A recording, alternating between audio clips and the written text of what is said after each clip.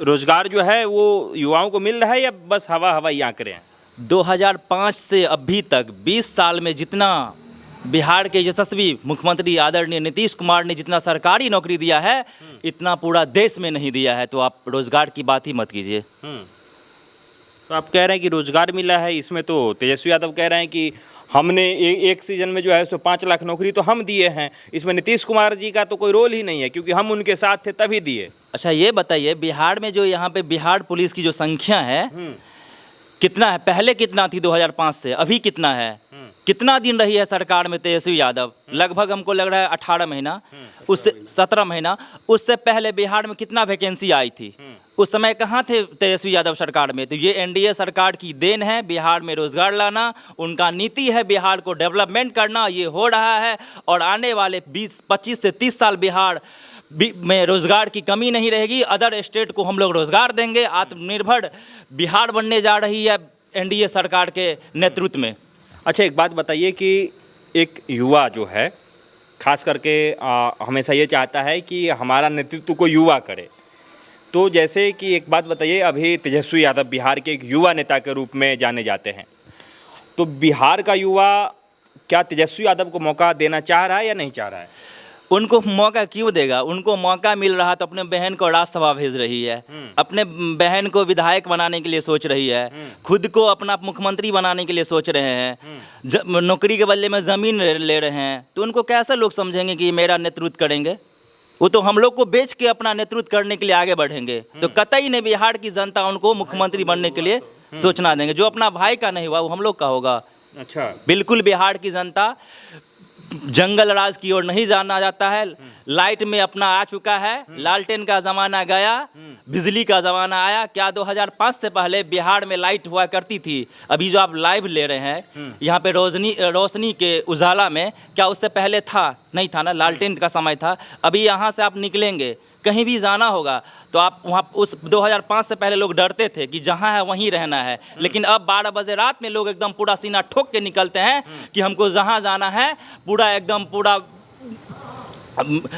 मतलब डर का जो माहौल था, डर नहीं है। और अच्छा एक चीज़ बताइए कि आप जहाँ कहीं भी जा रहे हैं, क्या सड़क वगैरह की स्थिति आसपास में?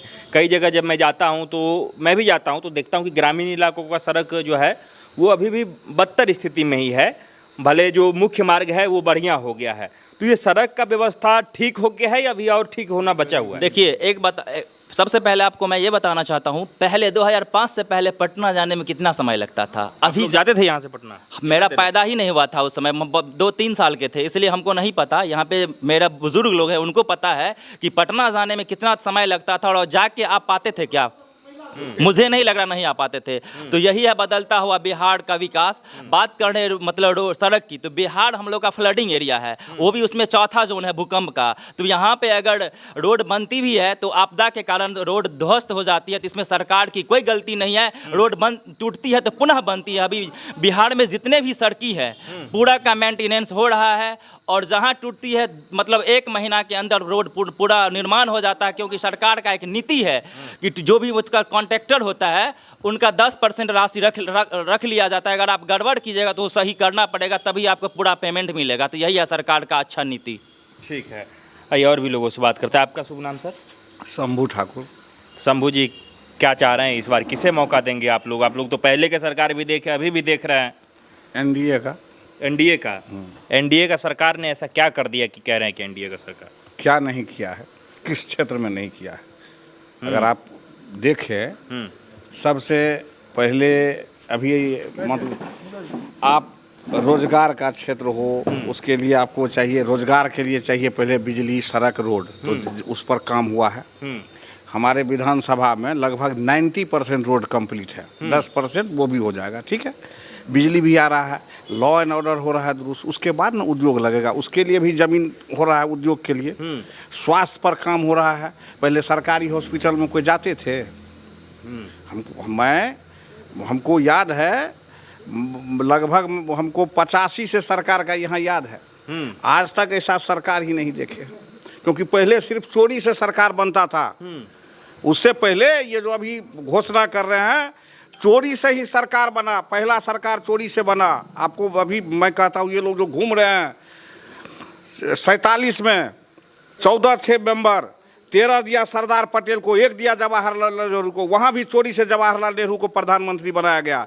चोरी से सरकार इमरजेंसी लगा श्रीमती गांधी को, जब 75 में हाईकोर्ट अवैध घोषित किया तो उन्होंने इमरजेंसी। इन लोगों को सिर्फ चोरी का आदत है।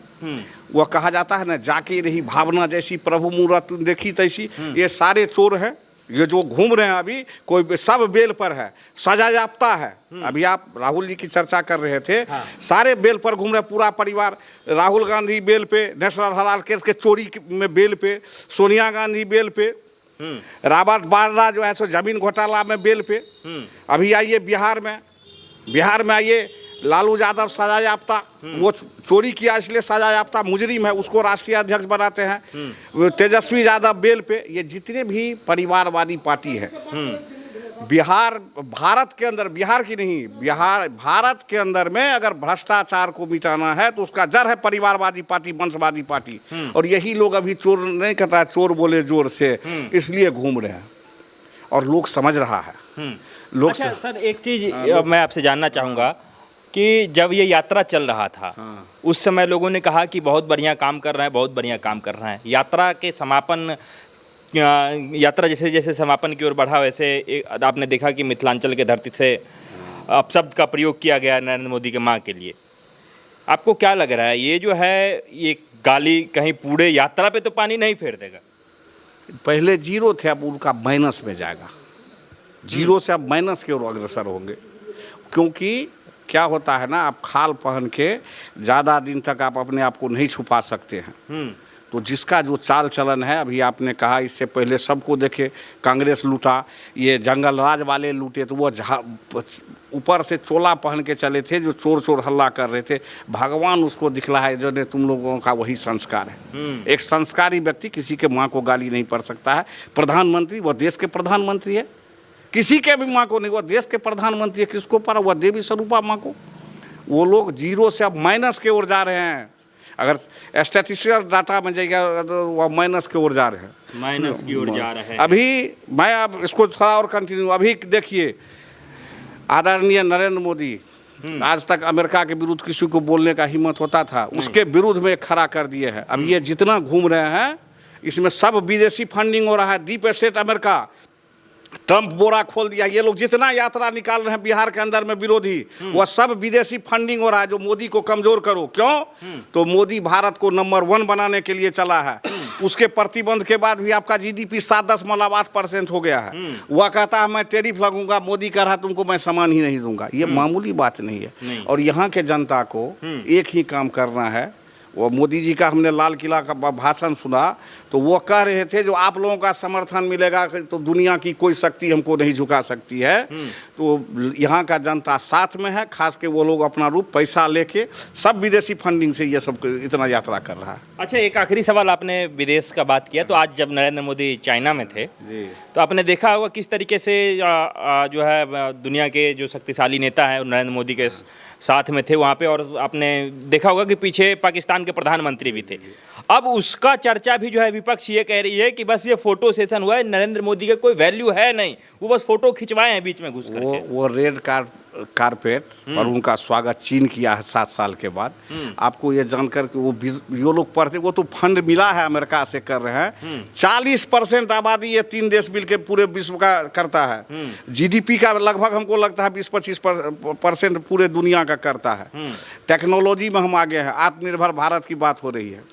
वो लोगों को लगता है वो चूंकि बिक के कर रहे हैं, पैसा लेके सारा, इसलिए यहाँ का जनता समझ चुका है ये लोग देशद्रोही ही है। ये लोग अभी आप देखिए SIR का विरोध कर रहे थे, उसी का नहीं कर रहे थे वोट। 3 लाख आदमी विदेशी पकड़ाया है जिसके पास कोई रिकॉर्ड नहीं है। ये लोग, मोदी चाहते हैं मैं देश को बचाऊं, ये लोग घुसपैठिया को कहता आओ, तो इन लोगों का यही काम है। तो चोरी कर रहे थे इतना दिन से, उसी को निकाला जा रहा, हल्ला कर रहा। ठीक है, आपका शुभ नाम? विनोद कुमार झा। तो विनोद जी, एक बात बताइए कि आपको कब से जो है बिहार में कौन सी सरकार का जो है आपकी याद में कब से आप सरकार देख रहे हैं? हम तो यही बात कहेंगे, जो बिहार या अभी देश में राम लक्ष्मण की सरकार चल रही है। अच्छा। राम हुए, माननीय मोदी जी, और लक्ष्मण हुए हमारे बिहार के लाल माननीय नीतीश कुमार जी। अच्छा।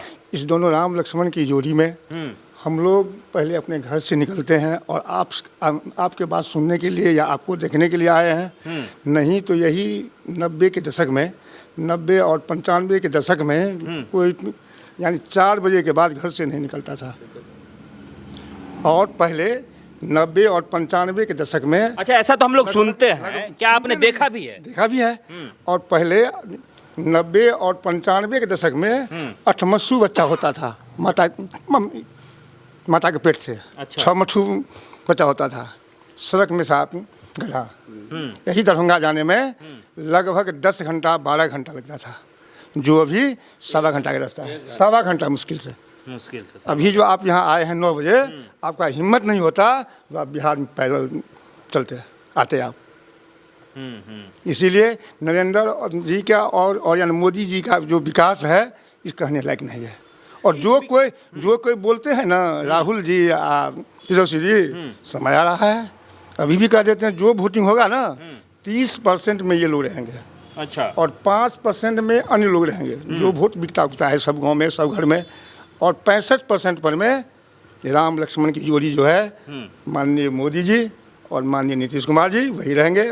कांग्रेस के राज में लगभग देश में 11% सड़कें थी, पक्की सड़क।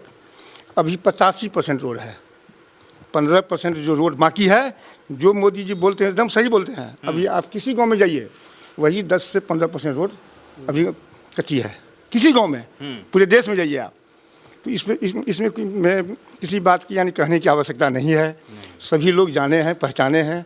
और बिहार का जो हाल था 90 से लेकर के 2005 तक, सब देखे हुए हैं।